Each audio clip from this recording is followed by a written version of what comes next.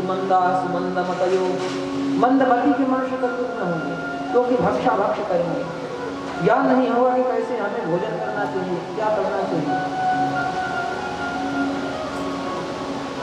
खड़े खड़े खाएंगे, जूते चप्पल पहन करके भोजन करेंगे, भगवान को भोग नहीं लगाएंगे। इसलिए मंद बुद्धि के उनकी बुद्धि काम नहीं करेगी कि हमें क्या करना चाहिए, संस्कार भूल जाएंगे। जैसा खाएं अन्न वैसा रहेगा, जैसा करे संग वैसा करे रंग। तो संगति हमें बहुत सोच समझ के करनी चाहिए, किसके संग करने से हमें क्या प्राप्त होता है। इसी क्रम में सूत जी महाराज कहते हैं, हे ऋषियों, भगवान के 24 अवतार हुए हैं। 24 अवतार कौन कौन से हैं कि नारायण नारद हरि कपिल देव श्री राम, हंस है ग्रीव मोहिनी दत्तात्रेय सुतधाम, नरसिंह वामन व्यास जी ऋषभ देव कौमान, यज्ञ पुरुष धनवंतरी बुद्ध गौरी अवतार, पृथुराजा बलराम मुनि कृष्णचंद्र भगवान, परशुराम मत्स्य कमठ श्री भागवत परमान। प्रथम भगवान का स्वरूप है नारायण का, फिर नारद के स्वरूप में प्रकट होते हैं, हरि अवतार लेते हैं, कपिल का अवतार लेते हैं, श्री राम का अवतार लेते हैं, हंस का अवतार लेते हैं, हयग्रीव बन करके आते हैं वेदों की रक्षा के लिए, मोहिनी का स्वरूप बनाते हैं अमृत की रक्षा के लिए, देवताओं की रक्षा के लिए, दत्तात्रेय बन करके आते हैं जो संसार को ज्ञान देते हैं कि हर किसी को गुरु बना लो। संसार में देखो जिससे थोड़ा सा भी ज्ञान प्राप्त हो रहा है उसे गुरु बना लो, मत कहो उससे, लेकिन उससे ज्ञान को ग्रहण कर लो। फिर कहते हैं नरसिंह भगवान आए भक्त के कल्याणार्थ, प्रहलाद जी के लिए, वामन भगवान आए देवताओं के लिए कल्याणार्थ उद्धार के लिए, बलि को छलने के लिए, व्यास जी आए ज्ञान देने के लिए, संसार को मार्ग बताने के लिए, ऋषभ देव आए और सनक सनातन संत कुमार, ऐसे 4 स्वरूपों में भगवान अवतार लिए। यज्ञ पुरुष भगवान आए लक्ष्मी जी के सहित और धनवंतरी भगवान आए अमृत का कलश लेकर के समुद्र मंथन में प्रकट होते हैं, और बुद्ध भगवान आए। अब कल्कि भगवान भी कई बार आ चुके हैं, 27 बार आ चुके हैं कल्कि भगवान। इस बार 28वें बार भगवान कल्कि का पुनः अवतरण होगा जब पृथ्वी में बहुत पापाचार होगा। पृथुराजा बाराह मुनि भगवान पृथु का अवतार धारण करके आते हैं और फिर बाराह भगवान का भी रूप धारण करते हैं पृथ्वी के उद्धार के लिए, सृष्टि की रचना के लिए। कृष्णचंद्र को जानते ही हैं, परशुराम जी आए पृथ्वी का भार उतारने के लिए अत्याचारी राजाओं से। मत्स्य का रूप धारण करते हैं भगवान एक बार,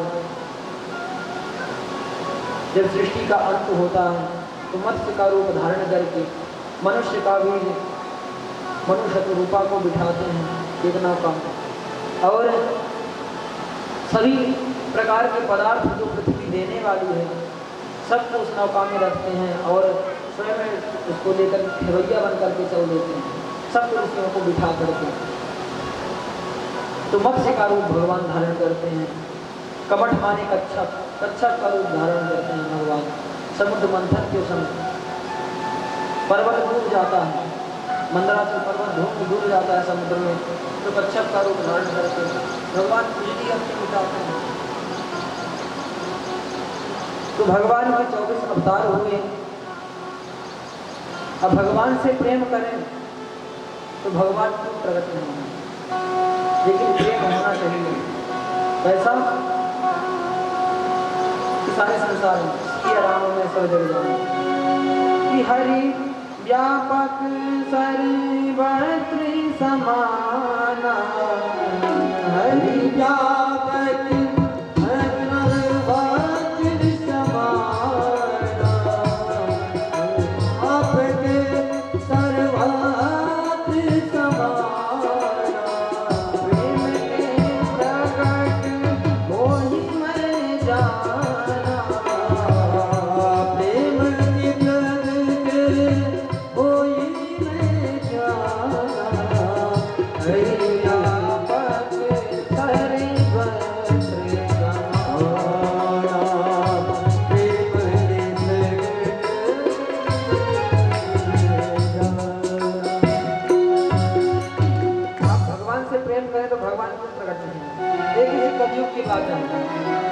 भक्त जो प्रेम गली में आए नहीं, जो प्रेम गली में आए नहीं, प्रियतम का ठिकाना क्या जाने। जो प्रेम गली में आए नहीं, प्रियतम का ठिकाना क्या जाने। जो प्रेम गली में आए नहीं, जो प्रेम गली में आए नहीं, प्रीतम का ठिकाना क्या जाने। प्रियतम का ठिकाना क्या जाने।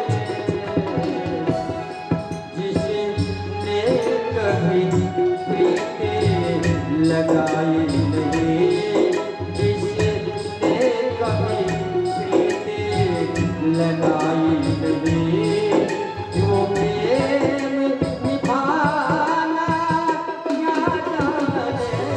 वो प्रेम निभाना क्या जाने। जो प्रेम गली में आए नहीं, प्रियतम का ठिकाना क्या जाने। जो प्रेम गली में आए नहीं।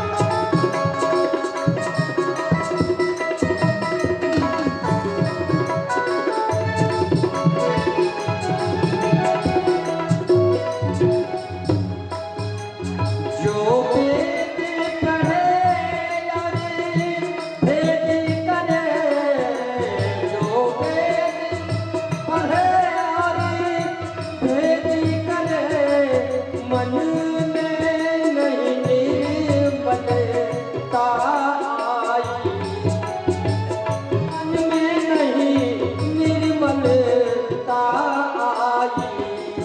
कोई कितना चाहे या नहीं कहे, कोई कितना चाहे या नहीं कहे, भगवान को पाना क्या जाने।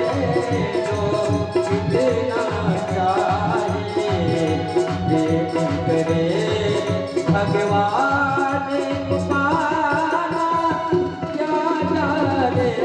जो प्रेम गली में आए नहीं, वो प्रेम गली में आए नहीं।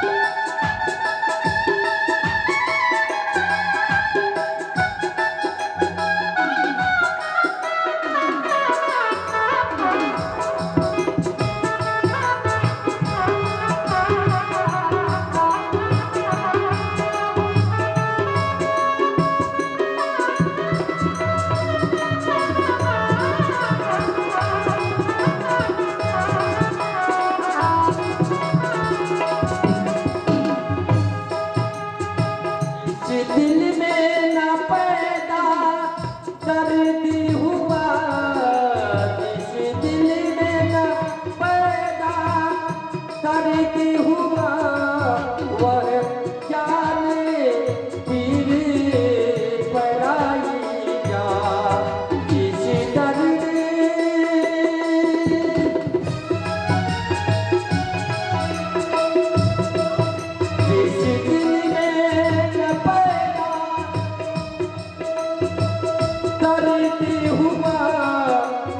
बढ़ जाने की पढ़ाई मेरा दीवानी मोहन की मेरा दीवानी मोहन की संसार दीवाना क्या जाने संसार दीवाना क्या जाने जो प्रेम नहीं आए नहीं ये तब का ठिकाना क्या जाने तब का ठिकाना क्या जाने जो गली में आए नहीं ये तब का ठिकाना क्या जाने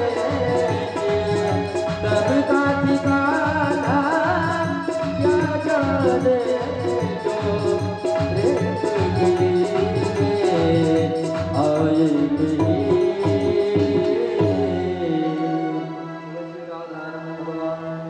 जय हो जय जय श्री राधे। एक भक्त हुए नामदेव, जो इतने भगवान के प्रिय थे, भगवान को इतना मानते थे, संसार में मतलब ही नहीं था। एक दिन वो रोटी बना रहे थे, उस दिन उन्हें किसी ने घी भी दे दिया था। जो भक्त होता है किसी से मांगता नहीं, किसी से याचना नहीं करता, तो भगवान की भक्ति में मगन रहता है। तो नामदेव जी भक्ति में मगन रहते थे। कोई आया, आटा दे गया, घी दे गया, दोनों चीज दे दी गई। महाराज आज घी रोटी खाइए। तो नामदेव रोटी बना रहे थे, 2-4 रोटी बनाने, एक कुत्ता आया, झपट को ले गया। तो नामदेव जी क्या करते हैं, घी की कटोरी ले लेते हैं और उसके पीछे दौड़ने लगते हैं। कहते भैया रुक जाओ, महाराज रुको, प्रभु रुको, आप सूखी रोटी खाएंगे, हमें आनंद नहीं आएगा। मैं जानता हूँ आप मेरे प्रभु हो, कैसा कैसा स्वरूप आकर के मेरी परीक्षा लेते हो, स्वरूप बना करके। मेरी इच्छा है आप रोटी लो के साथ में घी लगा के खाओ। पीछे पीछे दौड़ पड़ते हैं। तो भगवान भी देखते हैं कि मेरा कैसा ये भक्त है, कि देखो अपवित्र एक कुत्ते में भी मेरा स्वरूप देख रहा है। सारे संसार में परमात्मा को दुखी है, तब कहीं भगवान की वचन से ना कहे जाने वाली भक्ति होती है। तो भगवान प्रकट हो गए, उसी कुत्ते के अंदर से भगवान प्रकट हो गए। अब भगवान प्रकट हो गए, नामदेव जी को दर्शन दिए। धन्य है ऐसे भक्त,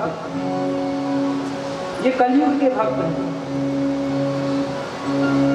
हम इन्हीं के माध्यम से, इन्हीं को श्रवण करके, इन्हीं को जान करके भक्ति कर सकते हैं।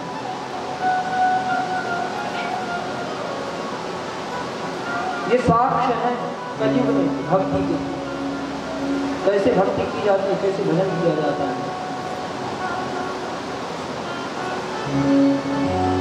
इस संसार में अगर आए तो केवल यही नहीं कि भोजन करें, खूब निद्रा लें, खूब मैथुन करें, आहार निद्रा भय मैथुन करें, सामान्य में तक पशु नारायण।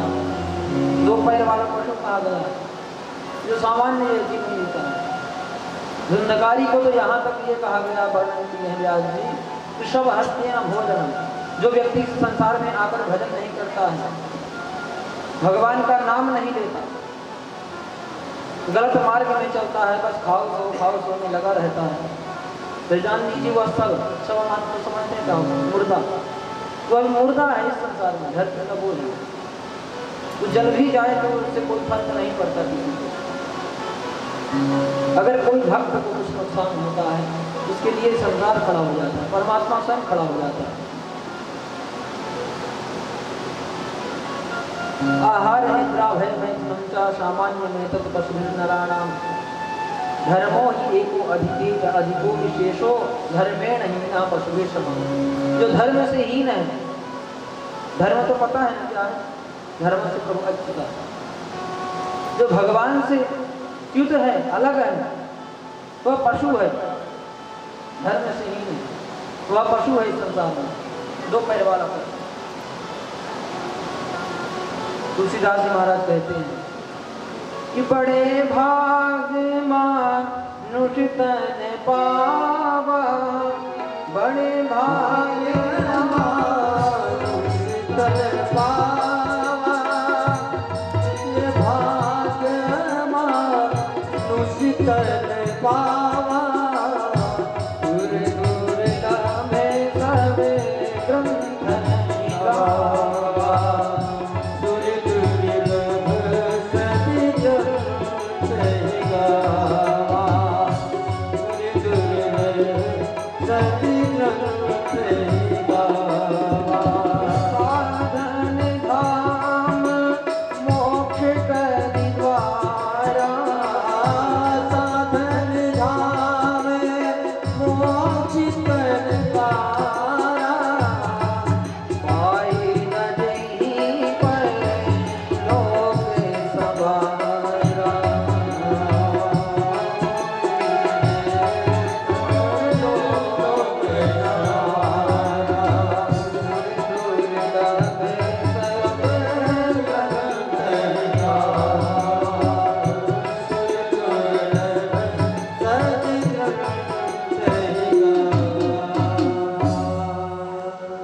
सूत जी महाराज कहते हैं कि मनुष्य का शरीर बहुत ही दुर्लभ है। 84 लाख योनियों में भ्रमण करने के बाद में मिलता है। यह द्वार है, और जो इसे मनुष्य रूपी द्वार को ना समझ पाए, इससे पार ना कर पाए, प्रवेशिका ना ले पाए, ये एक चाबी है, ताली। परमात्मा रूपी अपनी बुद्धि को जब तक हम नहीं खोलेंगे, इस मनुष्य रूपी चाबी को लगा करके ताला नहीं खोलेंगे, तब तक हमें मार्ग प्रशस्त नहीं होगा। वह गेट नहीं खुलेगा, वैकुंठ का मार्ग नहीं खुलेगा, तो मार्ग खोलने के लिए ताला को खोलना ही पड़ेगा। देवताओं को दुर्लभ ही ऐसा ही, सूर्य दुर्लभ है। ये सारे ग्रंथ कह रहे हैं, सारे पुराण कह रहे हैं, धर्मशास्त्र कह रहे हैं, जो अपनी मुक्ति का कारण ना बना पाया, इसी 84 लाख योनियों में भ्रमण करता रहता है, फिर जन्म लेता है, फिर मरता है, यही क्रम चलता रहता है। पुनरपि जननम पुनरपि मरणम पुनरपि जननी चतुर्थ शरणम, भज गोविंदम गोविंदम भज मूढ़मते। मूढ़मती है वह इस संसार में जो गोविंद का भजन नहीं करता, बार बार जन्म लेता है, बार बार मरता है। तो परम तत्व परमात्मा का ज्ञान जब तक ना हो तो जीवन कुछ नहीं है। सूत जी महाराज ने 24 अवतारों का निरूपण किया, और इसी प्रसंग में कहते हैं कि श्रीमद् भागवत सभी कथाओं के साथ है। तो सौनक जी महाराज बोले, प्रभु श्रीमद् भागवत सभी कथाओं का साथ है, हमें पता नहीं था, लेकिन यह हम जानना चाहते हैं। कृपा करके आप बताएं, इसकी रचना किसने की, कहाँ से प्रकट हुआ है? 17 पुराण तो बता दिए, व्यास जी लिखे हैं, महाभारत व्यास जी लिखे हैं, 4 वेदों का बढ़िया व्याख्या कर दिया, 4 खंडों में बांट दिया, जन कल्याण मनुष्य के कल्याण के लिए।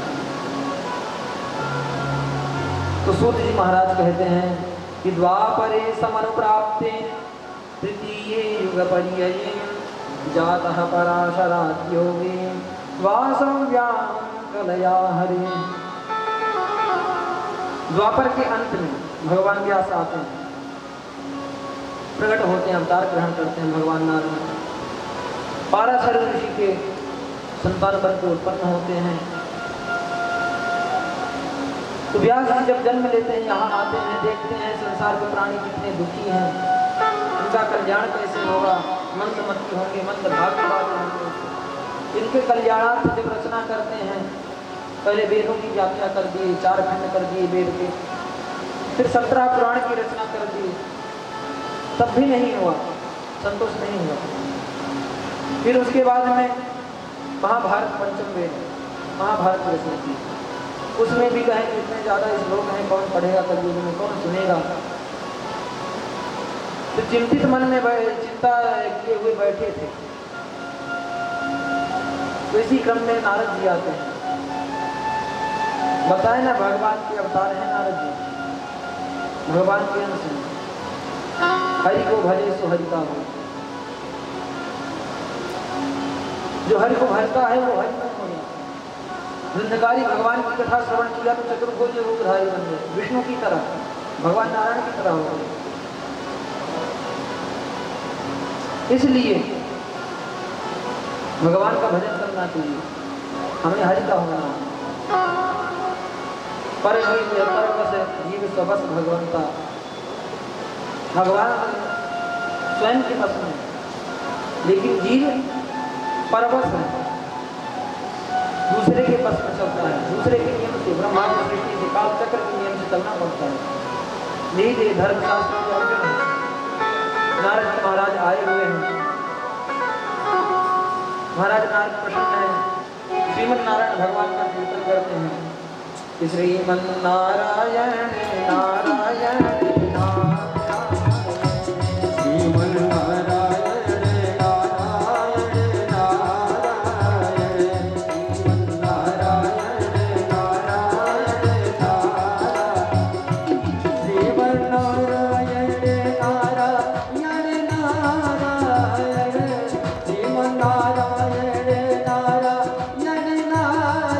नारायण, श्रीमन नारायण नारायण नारायण, श्रीमन नारायण नारायण नारायण।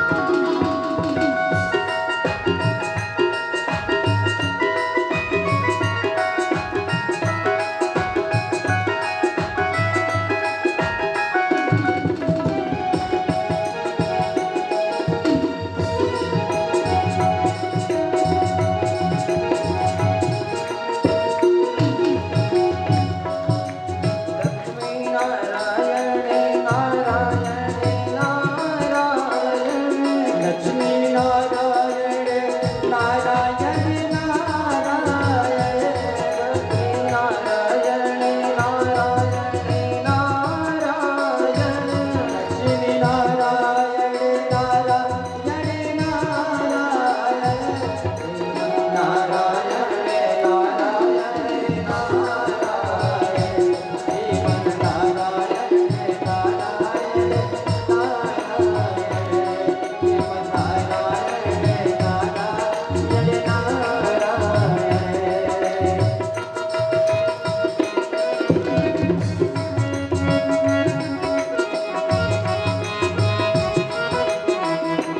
नारायण नारायण नारायण।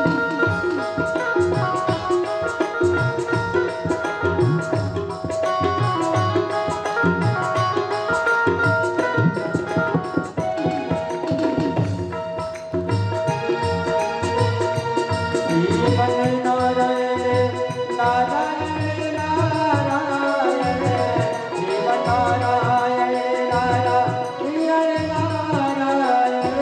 लक्ष्मी नारायण नारायण नारायण, लक्ष्मी नारायण नारायण नारायण, श्रीमन नारायण नारायण नारायण,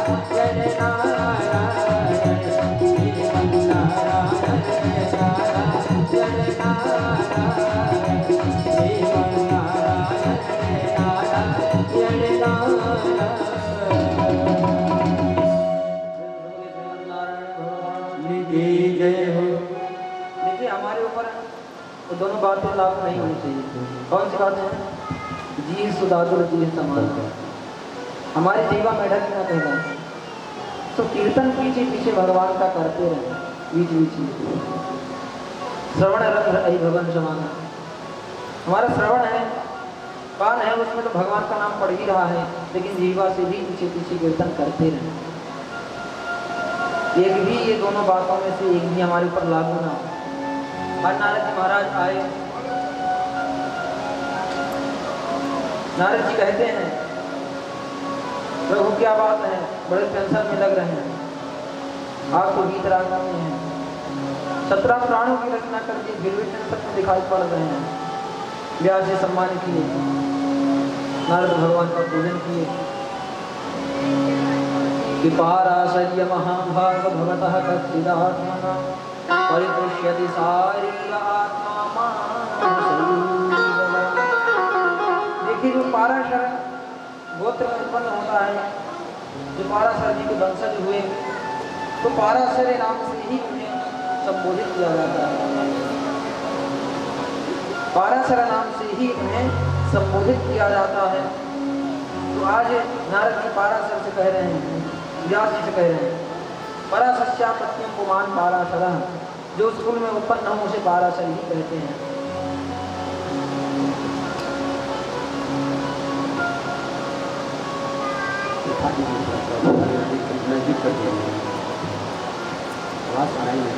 व्यास जी महाराज कहते हैं कि प्रभु मैं दुखी हूँ, इस बात से कलयुग के प्राणियों का कल्याण कैसे होगा। मैं 17 पुराण की रचना कर दिया, फिर भी मुझे शांति नहीं मिल रही। महाभारत रचना कर दिया, फिर भी शांति नहीं मिल रही। बताए ना कि कपट रहित है, सभी धर्मशास्त्र कपट रहित है, उनमें मनोकामनाएं जुड़ी हुई। तो नारद जी कहते हैं कभी आपने भगवान की विशुद्ध कथा का वर्णन नहीं किया है। देखिए भगवान का भजन करिए और भगवान की उस कथा का निरूपण करिए जिसमें केवल भगवान की और भगवान के भक्त की कथा हो, कोई मनोकामना वाली कथा ना हो। उस कथा का वर्णन करिए, वही कथा हम सुनना चाह रहे हैं, जो कथा हम सुन रहे हैं। तो ये कपट रहित कथा है, इसमें कपट नहीं है, पूर्ण मात्र है। ये मुक्त कर देगी, भक्ति दे देगी, अखंड भक्ति दे देगी। नारद जी महाराज कहते हैं कि देखिए मैं भजन के प्रभाव से आज देव ऋषि नारद बन गया, भगवान का अंश बन गया, भगवान में जाकर के मिल गया, फिर भगवान से प्रकट हो गया। इसका कारण क्या है? केवल भगवान का भजन। कहते हैं कि पूर्व काल में मैं क्या था कि अहम पुरातीत भवे भवम मुने दास्यात् कस्याशन भेदवादिना निरूपितो वानिरतैव योगिना शुश्रूषणे तादृशे निर्विवक्षता। कहते हैं पूर्व जन्म में दासी पुत्र था, पूर्व जन्म में मैं दासी पुत्र था, लेकिन भगवान के भजन के प्रभाव से आज मैं देव ऋषि नारद, मुझे कोई रोकने वाला नहीं संसार में, कहीं कहीं भी आ जा सकता हूँ। न कोई राक्षस, न कोई मनुष्य, न कोई गंधर्व, न पितृ, यहाँ तक कि साक्षात भगवान नारायण भी नहीं रोक सकते। अगर मैं बैकुंठ में जाऊँ, कैलाश में जाऊँ तो पार्वती जी नहीं रोक सकती, शंकर जी नहीं रोक सकते, सब सम्मान करते हैं। ये भजन का प्रभाव है। कहते हैं नारद जी कि हमारी माता संतों की सेवा करती थी, उन्हीं के साथ में भी लगा रहता था। एक बार मेरे गांव में कुछ संत आए चातुर्मास करने के लिए। चातुर्मास से 4 महीने के लिए व्रत हुआ करता है, संत महात्मा करते हैं। फिर यज्ञ होता है भगवान लक्ष्मी नारायण का, जिससे चातुर्मास से सारे संसार के कल्याणार्थ किया जाता है। तो कुछ संत आए थे हमारे गांव में, तो गांव के मुखिया लोग जो थे वो सेवा में लगा दिए कि आप जाइए तो संतों की सेवा करते रहिए, उनके कुटिया को लिख दीजिए, सर सफाई कर दीजिए, यही सेवा है आपकी। तो मेरी माता सेवा करती थी और चातुर्मास में रोज भगवान की कथा में श्रवण करता था संत के मुख से, महात्माओं के मुख से।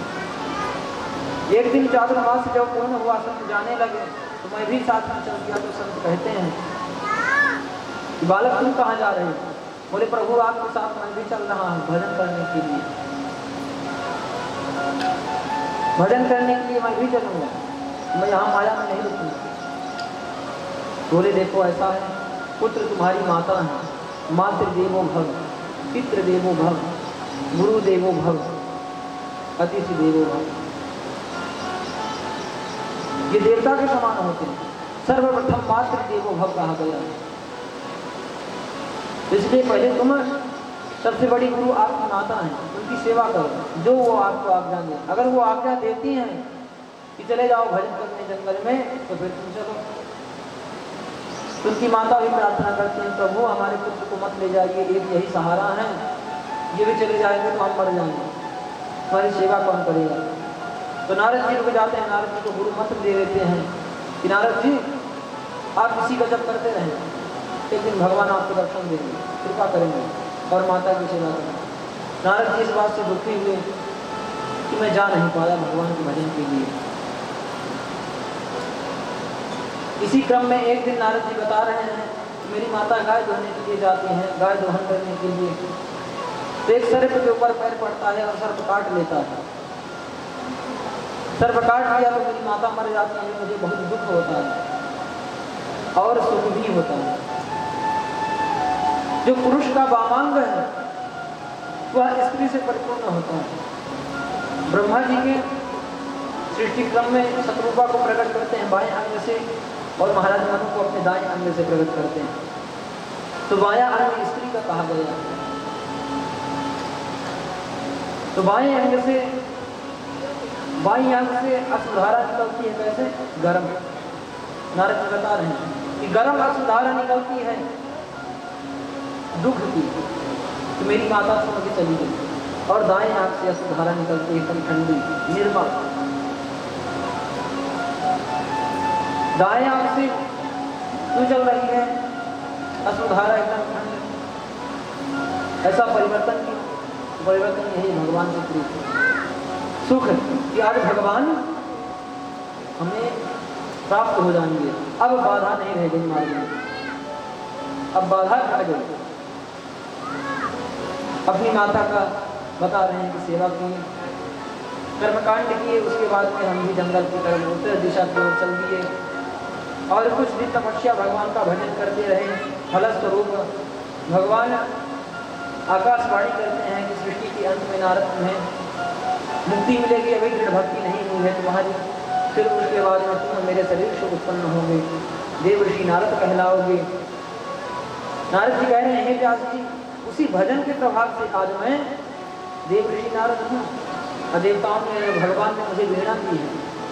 वीणा कैसी है कि देव दत्तामिमां वीणा स्वर ब्रह्म विभूषिता, ब्रह्म रूपी स्वर से विभूषित है, जो हमेशा गायन करती रहती है। जो संगीत है ना, संगीत में भी परमात्मा का विकास होता है। मूर्छित्वा हरिकथां गायमानश्चरामि में हम, मैं इसी के प्रभाव से तीनों लोक में भ्रमण करता हूँ और इसी को बजाता रहता हूँ।